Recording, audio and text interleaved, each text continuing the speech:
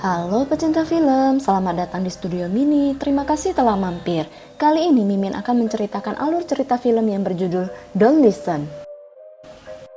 Film ini menceritakan seorang anak kecil yang terus-menerus mendengar suara-suara aneh setelah kepindahannya bersama keluarganya ke sebuah rumah tua. Ada kisah menyeramkan apa yang ada di balik rumah itu? Baiklah, tanpa berlama-lama lagi, mari langsung saja kita simak alur ceritanya.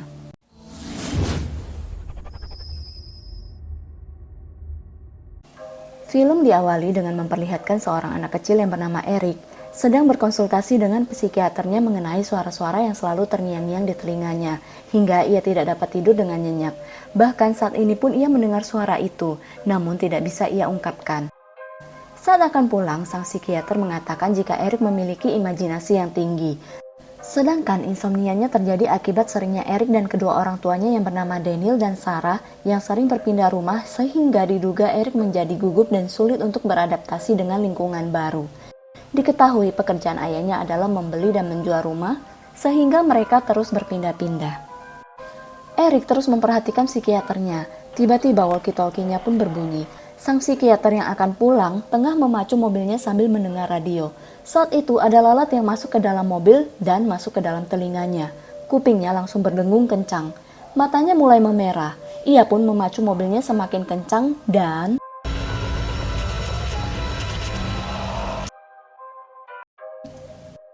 terlihat Eric yang sedang menggambar ranting pohon yang berdarah dan kemudian ditempelkan ke dinding rumahnya. Anehnya, gambar itu seperti memperlihatkan kejadian buruk yang akan terjadi seperti yang dialami oleh sang psikiater. Mobilnya tertabrak dan ia pun tertancap pohon hingga terlihat sangat mengenaskan.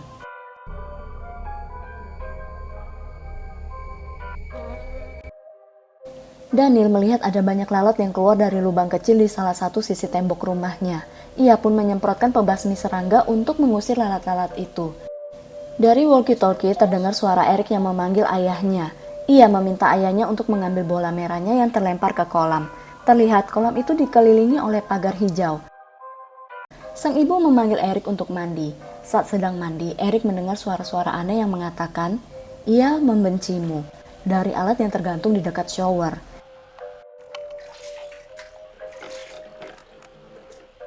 Tak lama kemudian, sang ibu masuk dan membantu Eric untuk membilas rambutnya. Saat itu ia bertanya pada ibunya, benarkah sang ayah membenci dirinya? Si ibu yang terkejut mendengar ucapannya langsung menyangkal perkataan anaknya tersebut. Malam harinya, Daniel terbangun karena mendengar suara pagar di dekat kolam yang bergerak. Ia pun keluar rumah dan menutup pagar tersebut. Saat masuk ke dalam rumah, ia mendengar walkie-talkie yang mengeluarkan suara yang ternyata adalah suara Eric yang terdengar seperti sedang berbicara dengan seseorang.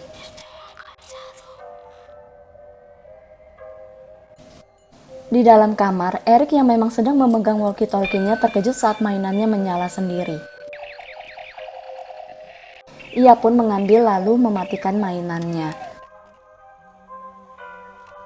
Tapi tiba-tiba terlihat sesosok bayangan hitam disertai bunyi lalat.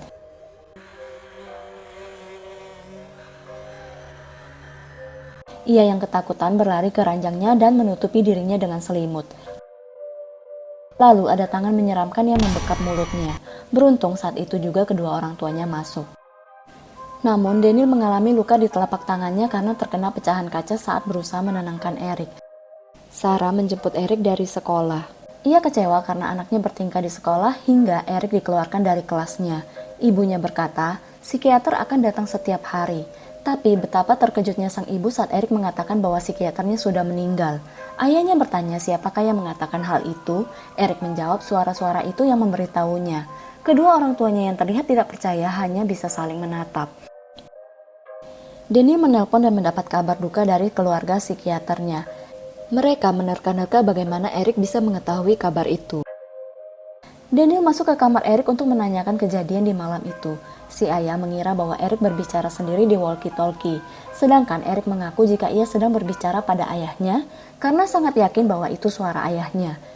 Eric merasa sangat tidak menyukai rumah itu, terutama kolam yang ada di rumahnya itu. Di malam hari, Eric menggambar sesuatu sambil mendengarkan walkie-talkie-nya. Saat akan menempelkan di dinding, ia tidak menyadari ada bayangan hitam yang berdiri di sana. Sarah terbangun dan memanggil suaminya karena kembali mendengar suara pintu gerbang yang berbunyi. Daniel pun turun. Ia tidak menyadari ada bayangan hitam yang berdiri di belakangnya. Betapa terkejutnya Daniel saat melihat pintu yang terbuka lebar. Ia segera mengambil senapannya dan mengira ada orang jahat yang masuk ke dalam rumahnya. Sarah yang terbangun segera ke kamar anaknya. Ranjang Eric kosong. Tadinya ia mengira Eric sedang bermain petak umpet. Tapi ia terkejut saat Daniel meneriaki nama Eric. Daniel mendapat firasat buruk saat melihat pakaian Eric yang tergeletak di depan rumahnya.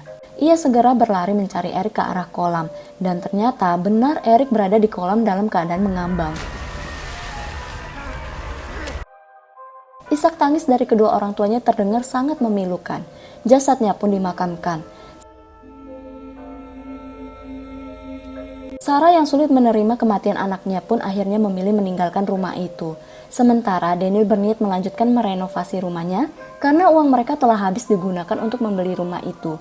Sehingga ini adalah satu-satunya aset yang mereka miliki. Daniel yang rindu pada anaknya pun menonton rekaman sebuah video. Matanya berkaca-kaca menahan rasa pedihnya. Ia meninggalkan voice note untuk istrinya dan meminta maaf. Ia pun mematikan TV dan beranjak dari kursinya. Namun anehnya, TV itu menyala sendiri mengagetkan Daniel. Ia kembali mematikannya. Tak lama setelah itu, walkie-talkie-nya pun berbunyi. Daniel segera mengambil walkie-talkie itu, namun tidak ada jawaban. Daniel terbangun karena ditelepon oleh Sarah. Sarah berkata bahwa voice note yang ditinggalkan oleh Daniel mengeluarkan suara yang tidak jelas, seperti ada teriakan. Daniel mengecek kembali voice note itu dan memang terdengar suara-suara aneh dan teriakan. Ia meneliti suara itu dengan komputernya. Setelah didengar dengan jelas, ada suara yang berteriak, "Ayah, tolong aku."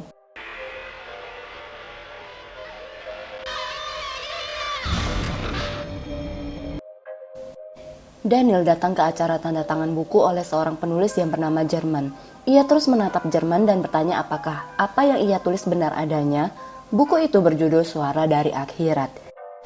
Ia menjelaskan bahwa ia telah menghabiskan waktunya untuk meneliti dan menulis lebih dari 10 buku mengenai fenomena suara elektronik karena fenomena itu benar adanya. Daniel pun meminta tolong Jerman untuk mendengarkan rekaman yang menangkap suara anaknya yang sedang meminta tolong padanya. Tadinya Jerman menolak, namun Daniel berusaha meyakinkan dan singkat cerita, Jerman setuju dan pergi ke rumah Daniel bersama anaknya yang bernama Ruth. Saat sampai, mata Jerman tertuju pada sebuah jendela dan terlihat seperti ada seseorang yang sedang menatapnya. Daniel keluar dari rumah dan menyambut ayah dan anak itu. Sebelum masuk, Jerman kembali melihat jendela itu, namun tidak ada siapa-siapa di sana. Mereka pun masuk. Daniel menjelaskan bahwa sebelum meninggal, anaknya berbicara dengan seseorang di walkie-talkie. Di rekaman voice note juga ada suara anaknya yang meminta tolong. Ia menduga anaknya ingin menyampaikan sesuatu. Jerman setuju, namun ia memperingatkan Daniel, mungkin saja pesan yang akan disampaikan akan tidak menyenangkan. Jerman menanyakan penyebab kematian Eric. Daniel pun menceritakan kejadian di mana anaknya tenggelam padahal Eric bisa berenang. Saat itu polisi menduga Eric mungkin terjerat cabang pohon saat mencoba mendapatkan bolanya. Tapi Daniel merasa hal itu mustahil karena Eric sangat tidak menyukai kolam itu dan tidak mungkin datang sendirian. Ia yakin ada hal lain yang terjadi. Sementara itu, Ruth sedang menyiapkan kamera infrared dan alat perekam gelombang suara di kamar Eric. Saat itu terlihat seperti ada seseorang di belakangnya tanpa ia sadari. Jerman mulai membawa peralatannya untuk mencari gelombang suara sambil dipantau Ruth dari layar monitor. Anehnya, saat Ruth mengubah kameranya menjadi kamera infrared, terlihat ada seseorang yang sedang duduk di ranjang. Ia menduga itu adalah Daniel yang sedang berada di kamar anaknya, sehingga menyuruh ayahnya untuk mengeluarkan Daniel dari ruangan itu karena takut akan mengganggu pekerjaan mereka. Jerman merasa aneh karena jelas-jelas Daniel sedang berada di luar rumah.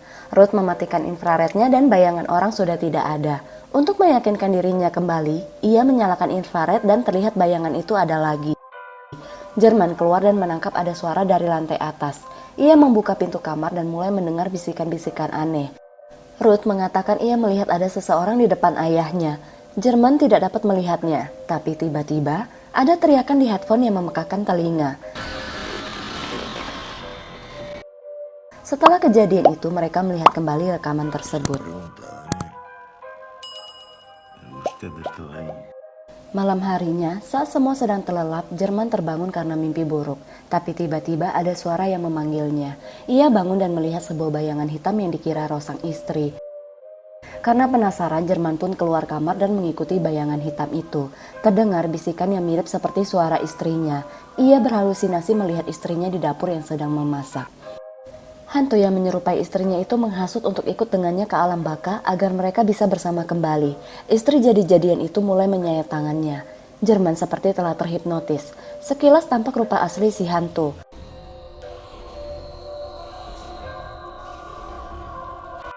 Ruth masuk ke dapur dan terkejut melihat sang ayah yang sedang menyayat-nyayat tangannya sendiri. Dengan panik, Ruth memanggil Daniel untuk meminta bantuan. Sementara itu, Sarah mendapat telepon dengan nomor yang tidak dikenal. Saat ia mengangkatnya, terdengar suara anaknya yang meminta tolong. Suara di telepon itu mengatakan, ada pria yang akan mencelakakannya yang dibawa oleh ayahnya dan saat ini sedang berada di kamarnya. Telepon itu pun terputus. Sarah menangis karena memikirkan perkataan yang ia kira Eric anaknya ditelepon. Kembali ke rumah Daniel, Jerman yang sedang tertidur lelap didatangi oleh sesosok hantu. Sementara itu, Ruth terkejut melihat banyak kucing yang tergantung di sebuah pohon besar. Ia pun memanggil Daniel dan ayahnya. Daniel menggali lubang untuk mengubur kucing-kucing malang itu. Daniel menanyakan apa arti dari kejadian itu. Jerman tidak yakin akan hal tersebut. Namun ia mewanti-wanti agar jangan mempercayai apa yang mereka lihat atau dengar. Karena apapun bisa menjadi jebakan. Ia merasa suara yang meminta tolong itu bukan suara Eric, namun ada hal lain di rumah itu. Daniel tidak percaya karena ia yakin suara itu adalah suara anaknya.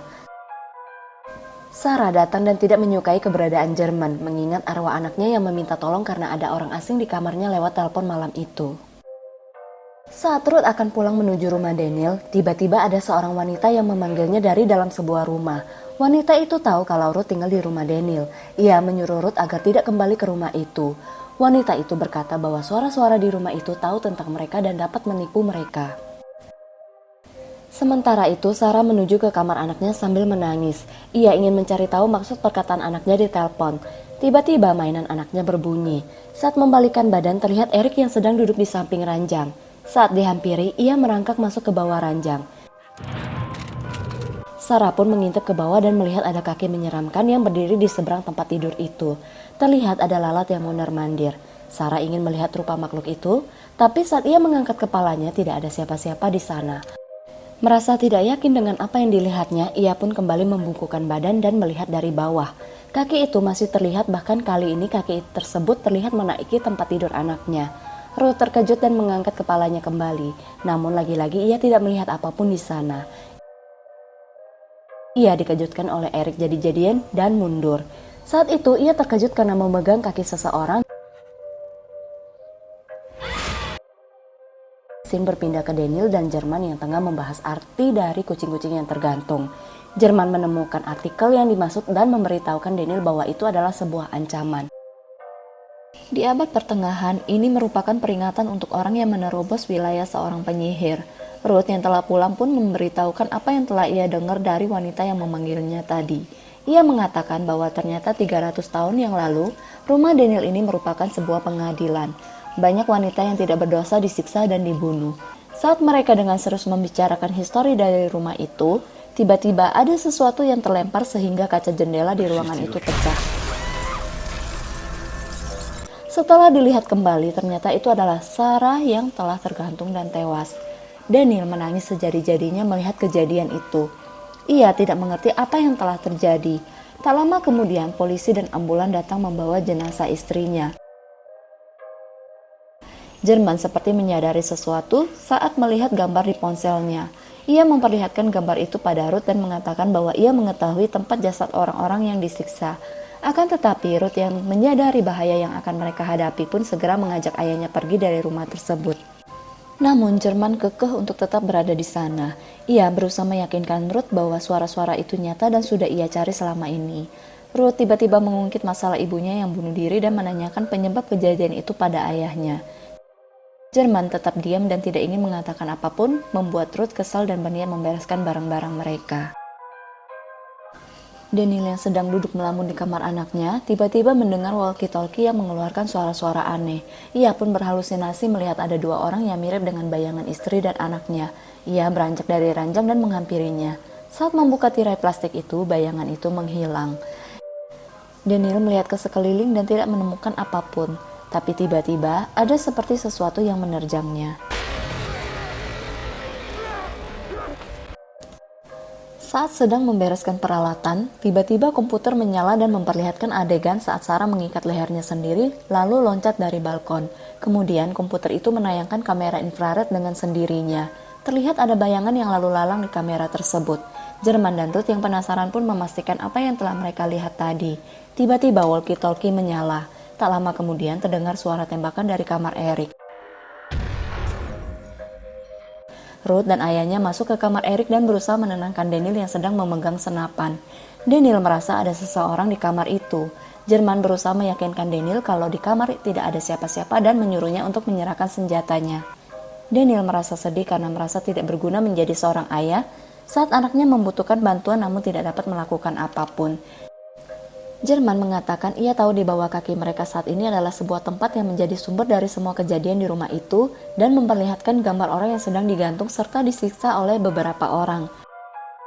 Daniel tersadar akan sesuatu dan membawa Jerman dan Ruth ke salah satu sudut rumah yang temboknya selalu dipenuhi dengan lalat. Daniel pun menghancurkan tembok itu dan ternyata ada sebuah ruang bawah tanah. Mereka pun perlahan menuruni tangga itu sambil membawa senter. Di sana terlihat banyak sekali alat penyiksaan yang digunakan zaman dahulu. Semakin mereka memasuki ruangan itu, semakin terlihat kengerian di sana. Lalat berterbangan menandakan ada sesuatu yang busuk di sana dan ternyata ada tengkorak manusia dengan mulut menganga yang berada dalam sebuah kurungan kecil. Jerman coba menyentuh kurungan itu, dan tiba-tiba saja ia melihat kejadian masa lalu di mana ada seorang wanita yang dianggap penyihir digerebek oleh beberapa orang yang ingin membunuhnya. Terdengar teriakan yang sangat mengerikan. Saat itu juga Jerman sadar dan mengatakan suara yang selama ini mereka dengar adalah suara penyihir itu. Itulah sebabnya orang-orang berusaha membungkamnya selamanya, sehingga selama ini amarah si penyihir terkurung di sini juga. Menurut tradisi, penyihir hanya bisa dihancurkan hanya dengan membakarnya. Mereka pun segera mencari bensin di gudang. Karena bensinnya tersisa sedikit, Daniel berusaha mencari bensin lagi di dalam sana. Sedangkan Jerman akan terlebih dahulu membawanya ke ruangan itu. Ruth berusaha menghalangi ayahnya kembali ke ruangan itu. Namun Jerman meyakinkan putrinya bahwa semua ini harus dilakukan. Dan apabila ia tidak kembali dalam 10 menit, ia menyuruh Ruth untuk pergi dari rumah itu. Jerman turun kembali ke ruangan itu. Ia mendengar suara-suara aneh, namun tiba-tiba ada yang berlari melewatinya. Terlihat ada dua orang yang sedang menyeret seseorang lalu menghilang. Suara-suara menyeramkan pun kembali terdengar. Sialnya senternya pun kedap-kedip. Saat itu ia kembali melihat sang penyihir yang disiksa. Saat ia membalikkan badan, hantu si penyihir mendekatinya. Lagi-lagi senternya berkedap-kedip lalu mati. Saat senternya menyala kembali, tiba-tiba ia dikejutkan oleh si penyihir yang berada tepat di depan wajahnya. Sementara itu, Ruth melihat penampakan ibunya yang mencoba untuk memainkan perasaannya. Ruth tahu itu bukanlah ibunya. Hantu ibunya mendekatinya. Dan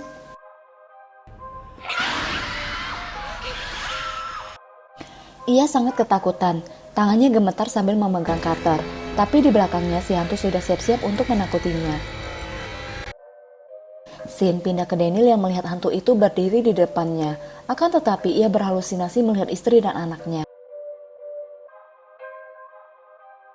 Kembali ke Jerman, ia menyiramkan bensin ke kerangka si penyihir. Tiba-tiba, Ruth berada di sana dan menusuk perut ayahnya. Ruth telah kerasukan. Sedangkan Daniel terlihat tidak sadar saat akan menyiram bensin ke tubuhnya sendiri dan akan menyalakan api. Kembali ke ruang bawah tanah, Jerman terus berusaha menyadarkan Ruth, akan tetapi Ruth belum sadar juga. Terpaksa si ayah mengambil senapan dan memukulnya. Saat Ruth terjatuh, Jerman langsung menembaknya ke kerangka si penyihir dan akhirnya kerangka itu terbakar juga. Ruth akhirnya sadar. Saat itu lalat di telinganya telah keluar yang menandakan roh jahat dari dalam dirinya telah keluar juga. Begitu pula dengan Daniel, ia langsung mematikan api dan terkejut dengan apa yang hampir saja ia lakukan. Ruth membawa ayahnya kembali ke ruang tamu. Lukanya telah dibalut. Beruntung ia selamat. Menurutnya mereka telah berhasil memusnahkan hantu penyihir itu dan akan segera meninggalkan rumah terkutuk tersebut. Sementara itu, Daniel kembali ke kamar anaknya. Ia memperhatikan gambar yang dibuat oleh anaknya dulu di ruangan itu. Ia seperti sadar akan sesuatu. Setelah dilihat lebih lanjut, ternyata gambar itu adalah kejadian yang pernah terjadi.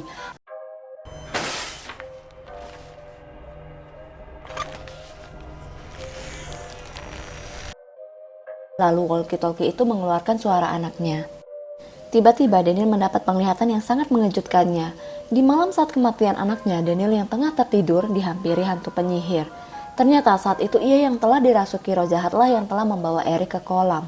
Eric teriak ketakutan sampai akhirnya Daniel melemparnya ke kolam dan menenggelamkan anaknya. Lalu kembali ke kamar tidur seperti tidak terjadi apa-apa. Saat itu telinganya mengeluarkan darah.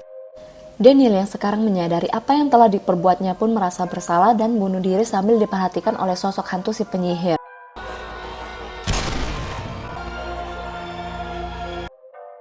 Ruth mendengar suara tembakan, segera keluar dan melihat Daniel yang telah meninggal mengambang di kolam. Dan cerita pun selesai. Baiklah, sekian alur cerita film kali ini. Terima kasih telah menonton. See you on the next video ya. Ciao!